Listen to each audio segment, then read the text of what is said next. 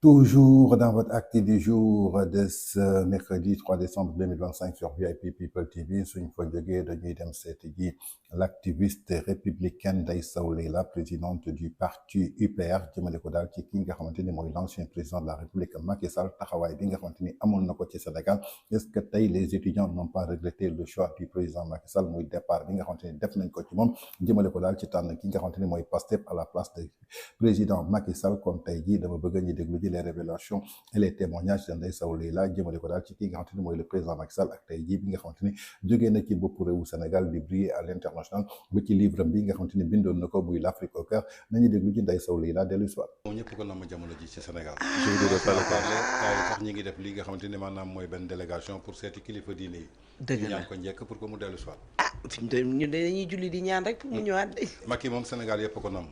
ah ñi yor réew mi sax dañ koo nam tey. waaw namm nañ xam-xamam. voilà ñi yor réew mi dañ koo nam. namm nañ xam-xamam ak mën-mënam. ak dalam ak teeyam. ak mbaaxam.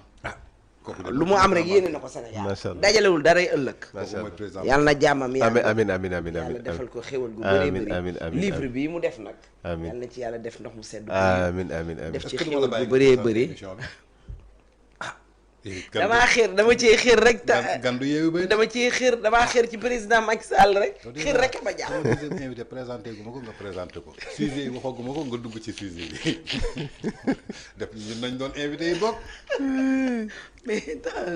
dama koy nuyu rek dama kontaan ci moom rek. ba pare nag ma xeer ci président Macky Sall rek. son excellence daal moo ànd ak lii gis nga de. gis nga bayre gi gis nga. ah bayre bukki waaw bayre bukki. kon yaakaar naa ni muy Ndeye Sow Leila kenn dootu ko présenté tey jii ci langue politique. kon ñoo ko déggandoo muy kàddu yoo xamante ni Ndeye Sow Leila yëkkati na ko ci sénégalais yi nga xamante ne daal regretté nañu bu baax a baax li nga xamante ni mooy départ bu l'ancien président de la République son excellence monsieur Macky Sall bi nga xamante ne daal kii di chefu parti Pastef moo leen manipulé woon jaxase seen xel maanaam accusé kii di président Macky Sall ba ñu foog ni bépp tool boo xamante ni ñu ngi koy dund président Macky Sall woon waaye tey ji ni Olof Njaay di wax rëccu dina fekk jëf fees jamono ji nga xamante ni génn na ci réewu Sénégal bàyyi leen ak régime Pastef sénégalais yi daal ñu ngi dund ay tartar yoo xamante ni xamuñu fan lañ ko jëmee ginnaaw loolu nag nee nañ daal dañuy def benn délégation dem seeti kilifa diine yi pour que ñu sàkku daal ci président Macky Sall mu dellu soit daal di diriger li nga xamante ni mooy Sénégal Ndeye Sow Leila nag lim ci fisal ginnaaw nag livre bi nga xamante ni barki démb daal dina koy génnee mu def le tour du monde donc ce qui veut dire que le président Macky Sall avait des intérêts bien placés pour le Sénégal.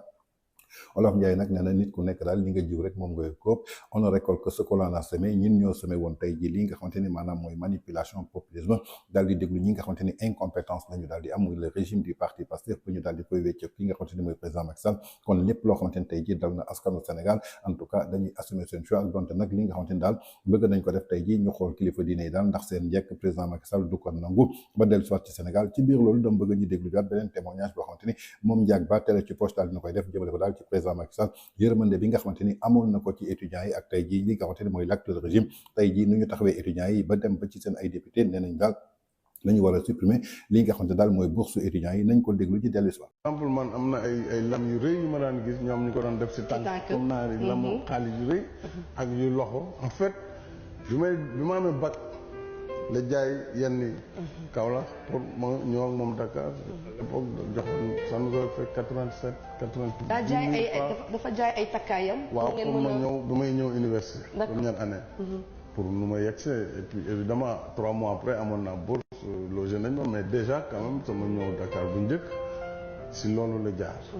voilà donc man bu ma amee bourse sama premier réflexe après samay dund minimal bokk ko ak say waajur mooy bokk ko ak maire bi d'abord déjà chaque mois dama doon dindi 10 000 francs de ko yónni te ba may pare mais loolu étudiants yi war nañ koo dégg mais wax naa leen ko keroog bu ma leen recevoir nee naa leen li tax ma bëgg a yokk seen bourse xam naa jafe-jafe yi ngeen di dund jaar naa si déjà ma ne leen daan naa partager sama bourse ak samay parents parce que voilà ensuite li ngeen di fay il faut ma wàññi ko parce que tey li ñu fay si ticket restaurant moo gën a yées man li ma daan fay en tant que étudiant il y a 30 ans donc loolu aussi c'est parce que bëgguma benn étudiant wala benn doomu réew mi njàngam yàqu parce que simplement amul parents yu ko jàppale donc lu ñu si mën moo tax ñu fay de 61 milliards ci bourse mais nag foog ñu jàng daa jàng bi moom c'est plus étudiant moom jàng moo tax ñu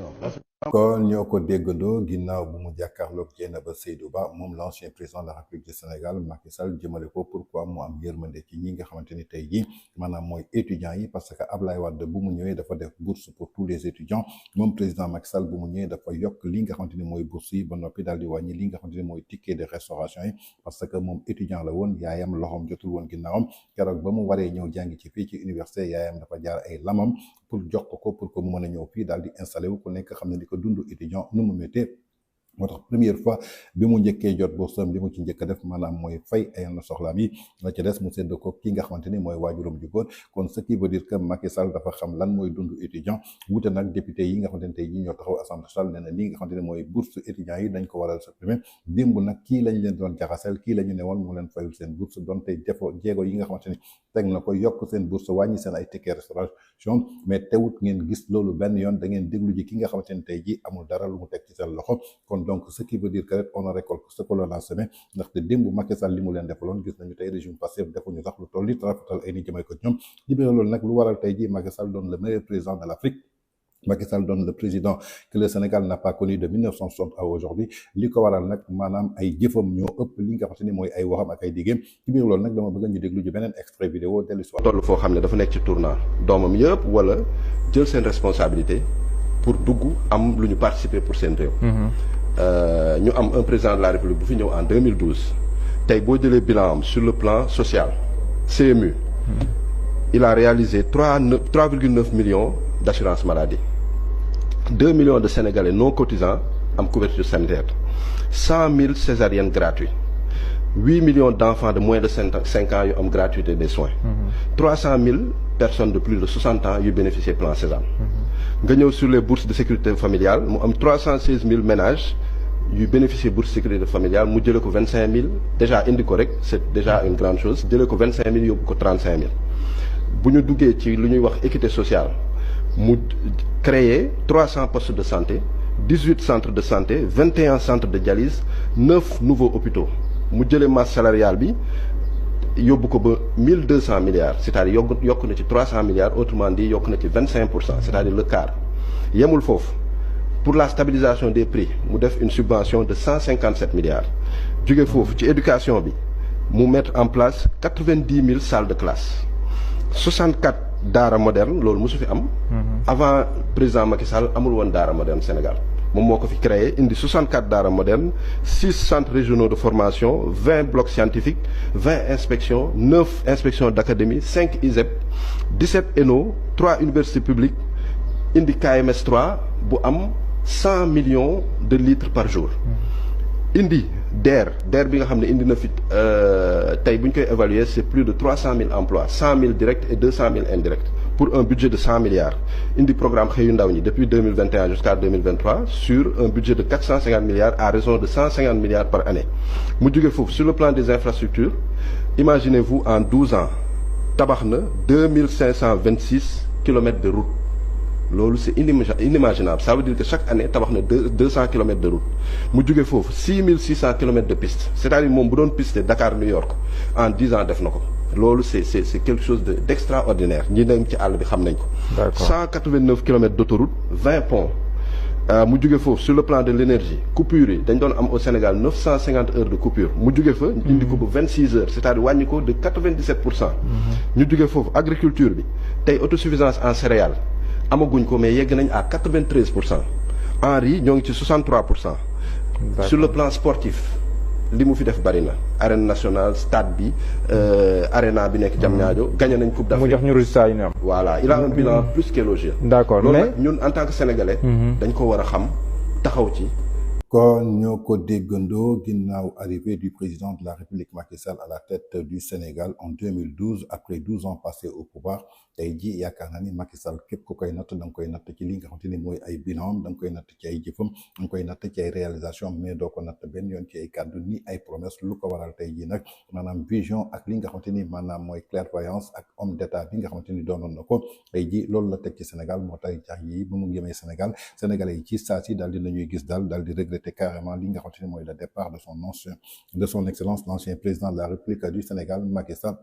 wute nag ñi nga xamante ni démb ñoo nekkoon takk rajo yi takk micro yi fu nekk ñi daal di fay taxaw meeting ñi def fa live bu nekk ñi daal di koy teg di accuser le président Macky Sall jëmale ko daal ci ay dérives yoo xamante ni nemmeekoon nañ ko fii ci réew mi ginnaaw loolu nag yaakaar naa ni tey ji dëgg ji daal dinay feeñ ci biir loolu nag dama bëgg ñu déglu ci beneen révélation boo xamante ni kii moom nee na moom ku ko bëgg na ko bàyyi ak président Macky Sall lu ko waral nag ndaxte dafa gis njëriñam ci président Macky Sall ñu ko déglu ji dellu si waat ku dul Macky Sall ànduma ak yow ku dul Macky Sall supporté wu ma la yéen ngi am seen choix nga ni ma ne ba ma am choix leen fu ngeen amee doole fa ngeen toj Macky rek su ma yàlla namee bayiloo Macky Sall bu ma yàlla namoo ba écoutez-moi bien c'est un message que je lance,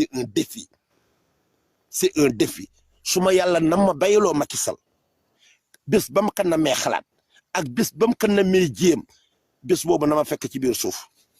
ku dul Macky Sall bugguma la ku dul Macky Sall ànduma ak yow ku dul Macky Sall supporté wu ma la ku dul Macky Sall waxuma sa wax gëwuma sax ni politicien am na fi ku dul Macky xaw ma la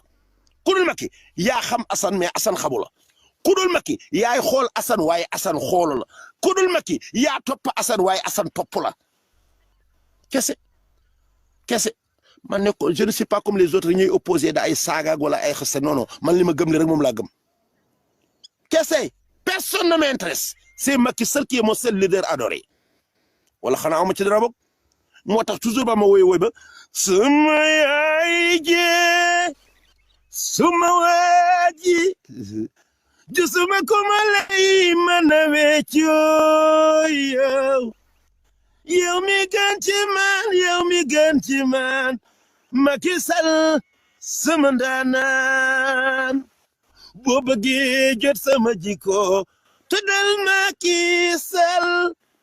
duma ko fowee duma ko kaf kon ñoo ko déggandoo ku dul Macky Sall dundu la ku dul Macky Sall supporté wu la ñoom waa Pastef ñu am seen choix teg ko ci ki nga xamante ne mooy seen leader ñi ne ko moom bu mu am choix ban réew la ñu nekk donc ce qui veut dire que ñii bokk ci Pastef ce sont des dictateurs xamuñu luy diplomatie xamuñu dara luy li nga xamante ni mooy homme d'état moom choix am la mooy ki nga xamante ni mooy le président Macky Sall kon wax dëgg yàlla dañ ko war a nangul ci biir loolu nag dama bëgg ñu xool jiwaat beneen vidéo boo xamante ni président Macky Sall naka lañ ko plébiscité ginnaaw bi nga xamante ni jógee na ci réewu Sénégal dem fële ci diwaanu Marrakech bi nga xam ne daal jot na génn daal dem ci marché ba ñu gis daal sénégalais yi ñëw wuyu si ko partout mu doon nag benn regret national boo xamante ni képp kuy sénégalais am nga ko ci départ au président Macky Sall.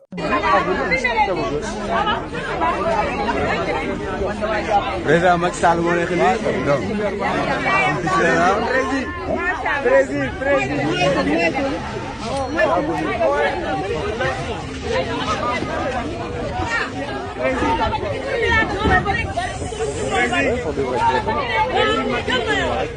voilà le président, l'ancien président du Sénégal, le président Macky Sall. Il est actuellement à Maroc, à Djamalfina. Voilà lui. On est ni le président sénégalais yi ñu koy topp. Le président Macky Sall. Voilà am na sénégalais yoo xam ne tamit ñu ngi fi ne seen semestre moom. Bon, sénégalais yi accueillir nañ ko, le président est là. Dans la vidéo, machallah. C'est pas trop tard. C'est pas encore abonné. Tu t'abonnes. Sur ce, allez, ciao. Dans ta vie.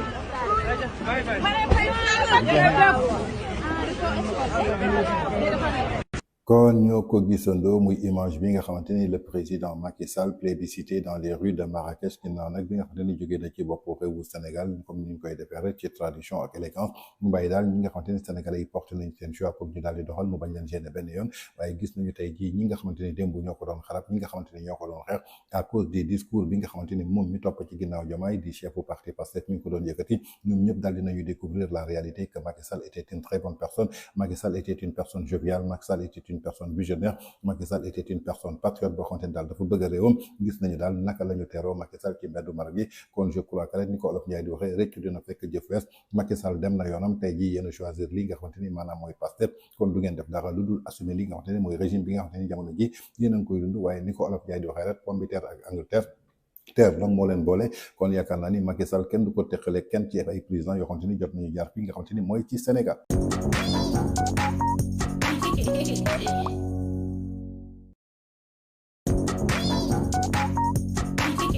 Yeah.